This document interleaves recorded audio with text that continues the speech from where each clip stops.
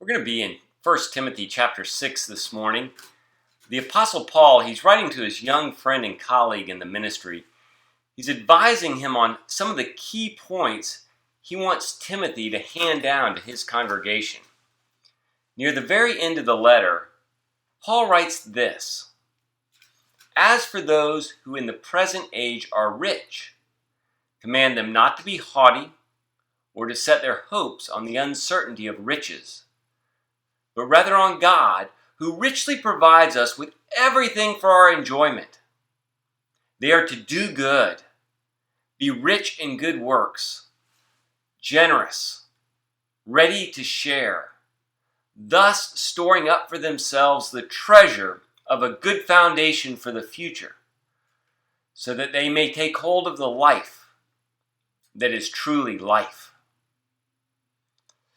A couple of weeks ago in our Wednesday night Wired Words study, we looked at the subject of happiness from the standpoint of both science and scripture. It was pretty interesting because the study began by mentioning that Yale University is offering a 10-week online course on called The Science of Well-Being. Just this semester alone, 2.5 million people have enrolled, making it by far the most popular class in the university's history. On campus, the class is titled Psychology and the Good Life, also known as the Happiness Course. The topic just fascinated me, and as a part of my preparation for the series, I spent some time just kind of looking through the Yale syllabus, perusing some of the related scientific studies they cited, which you can all find online. And I was amazed at how much of it lined up with ancient biblical wisdom. Now, no doubt that a significant factor in a person's happiness is genetic. I mean, that's just a big part of it. And at least in part circumstantial. That is what happens to you. However, it's also clear from a scientific and biblical standpoint that there are habits of body and mind that can be cultivated for increased well-being. I decided to start with the topic of generosity because it just plays such a huge role in a person's overall sense of well-being, of finding meaning in their life, experiencing joy and happiness. And so often we think about generosity as being generous with our money, which is in fact a significant part of it. Money's very concrete. You can measure it. You can increase it little by little in giving. It's a great way to grow spiritually. Well, really, whenever we use what we have in a way that blesses others, it opens our hearts. Now, just in general, generosity is also a great way of getting in on a larger good. We can sense, I'm contributing to this. I'm a part of this. I'm making a difference here. And man, that just feels great. I also know that many of you have had the experience of, in the midst of your own personal crisis, finding a way to give back, finding a way to serve others. I have a friend who, after a divorce, in the first year of being home alone without his children during Thanksgiving, he went and volunteered at a homeless shelter. He said it was the best thing he ever could have done because it got himself out of his own head, completely lifted his spirits. There are so many ways that we can learn to be generous with our time, with our energy, with our money. But in light of all that's going on in the world around us today, I want to focus a little more on another type of generosity. And that is being generous with our listening and our understanding. In our country right now, there is a real dearth of willingness to even try and understand where others are coming from. Now, I think about the events of this past week. Cities all across our nation went up in flames. Interstates were totally shut down. Peaceful protest turns into riots and looting.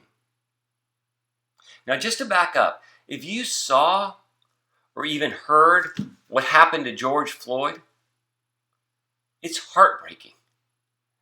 And this on top of the murder of Ahmaud Arbery at the hands of a white father and son in Georgia.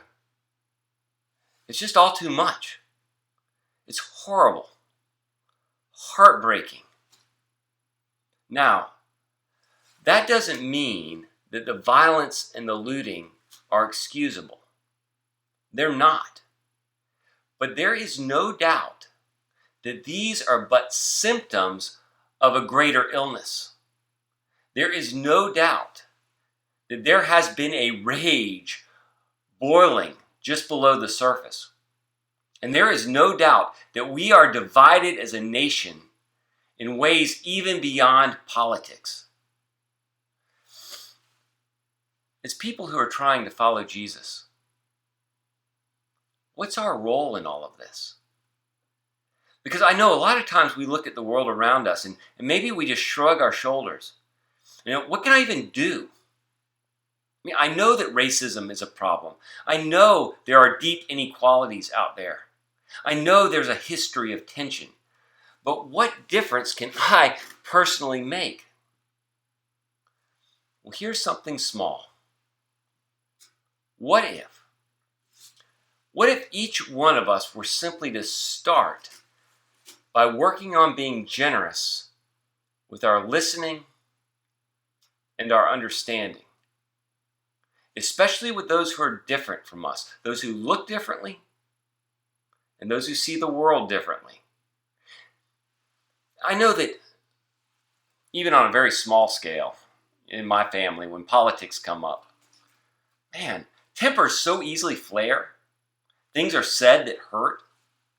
In wanting to be right or knowing that I'm right, and we do damage to our relationships.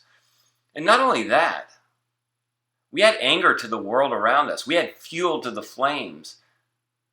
And we do nothing to help our own sense of equanimity and peace. Now, that's not to say that we shouldn't have deep convictions. We definitely should. It just seems that we've lost our ability to have any kind of real conversation with others, especially on certain topics. Real dialogue, and things just disintegrate so easily. Now, of course, there are going to be times when we disagree and even argue our point with others. But if we try to dominate every conversation or beat people up with our point, or we shut them out and we don't listen to them, we isolate ourselves. And even worse, if we begin to demonize or hate people who see the world from a different perspective, well, that hate, that disgust, it corrodes our own soul. It's like poison. And it hurts our families. It hurts our communities. It hurts our country. And it hurts the world around us. On the other side of this, what if we were truly able to listen to those with whom we disagree? And not the kind of listening we do while we're trying to sharpen our own point or our own opinion. Not the kind of listening we do while we are thinking about what we're going to say next. But the kind of listening where you actually take the time to sit down and listen not only to the words, but to the emotions behind the words. And what if, in spite of our differences, we're able not only to listen, but then to treat them with love and respect? It's so interesting to me that all throughout that Yale syllabus, all throughout those scientific studies that were cited, all throughout the scriptures, it is clear that a core component of happiness is being in community with others. being in relationship with others, and not just others who are like us. I heard a pastor named Andy Stanley give a challenge to his congregation this week, and I think it's a worthy challenge. And it's this: make an effort to begin an ongoing conversation, an ongoing dialogue with someone whose skin color is different than your own. Maybe this is a friend, maybe it's a coworker, maybe a neighbor. When they ask you to read something, read it. They ask you to listen to something, listen to it. Ask for permission to reach out if you have a question, or if you hear something or see something you don't understand, or something that bothers you. Be honest with your questions. But this is key. Be a student first and a critic second. Now, this might be awkward. It might be time-consuming. It might not change the world, but it will change your world. And if everyone in our country would do this, we'd be a lot better off for it. Be generous with your listening and with your understanding. One of the most beautiful experiences of my life was living with a local family in Costa Rica during my last semester of college. They had 3 kids, pretty small home, pretty modest means, but they had huge hearts. And they were some of the happiest people I think I've ever met. Definitely some of the most generous people I've ever met on so many levels. In fact, I just had the opportunity a few years ago to go back and stay with them a few nights with my daughter Marley on a surf trip. And I remember before I left, the father telling me that there's a Costa Rican expression that their family tries to live by. Si se queda con los manos abiertos, nunca le falta nada. If you live with your hands open, you will never lack for anything. It's so true. Paul writes to the young pastor Timothy, "As for those who are rich, command them not to be haughty, but to do good, to be rich in good works, generous, ready to share, thus storing up for themselves the treasure of a good foundation for the future, so that they may take hold of the life that is truly life."